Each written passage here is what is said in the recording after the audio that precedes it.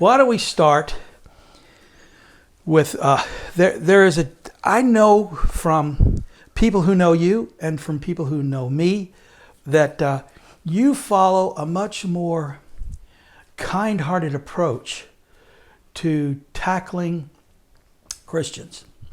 I'm sometimes in their face. Right. And I want you to explain to me why it's wrong for me.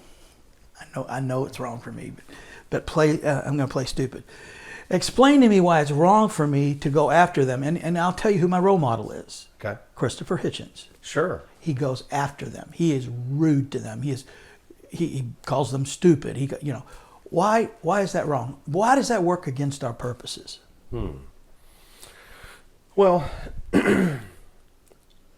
among a lot of the groups that I work with and run with, I tend to be the more boisterous or vocal, animated, not as soft around the edges, But it's because the groups I work with are mixed groups. So, for instance, the Conversation Coalition is a group here in Nashville. We're a mixed group of Christians and atheists that regularly get together and meet and discuss, debate different topics like where do you get your morality from? What's your explanation for the origins and that kind of thing. And at times I've been known to be a little bit spicy or confrontational. In their face? Somewhat. I probably one of my favorite things to do is take their own words and, turn them back around on them, just so they can hear how it sounds, For instance, you'll often hear them say that they love the sinner, hate the sin. Yeah. And well, that's just as easy for me to say, well, I can love the believer but hate the belief. Yeah.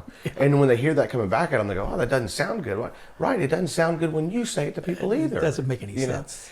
So, and besides that, those types of statements tend to stick with people, but they're a dodge. Those are dodges. Sure. So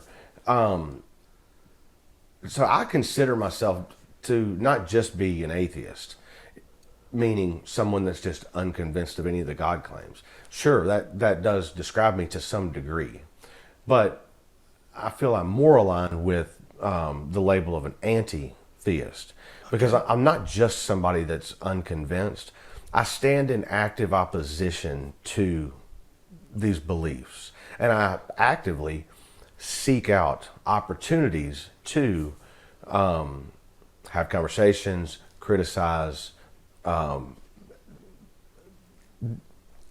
downplay some of these religious thoughts and ways of thinking about things. So I don't necessarily think that your approach or being in active opposition or seeking out a chance to ridicule some of these ideas is necessarily wrong.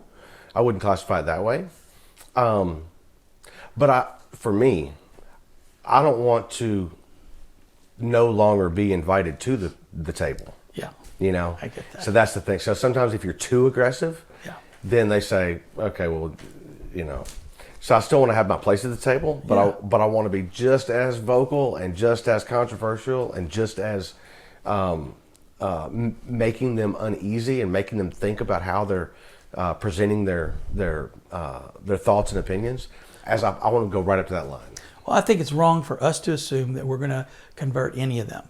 And I don't think we should talk to them as if we're trying to change their opinion.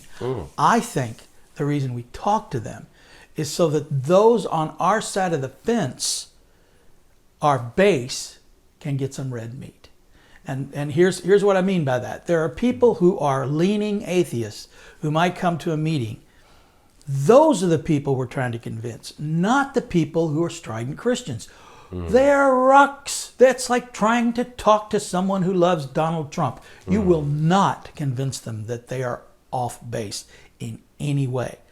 But we have a lot of people, atheists and humanists especially, have a lot of people out here who want to learn more, who want to hear about us, who are more interested in us, who have nothing going on that in the way of community that we kind of fill a niche for. So those are the people that I want to reach out to. That's why I love using Christopher Hitchens or Dawkins or a strident conversation. But I don't seek to be angry and confrontational, much like you. Yeah.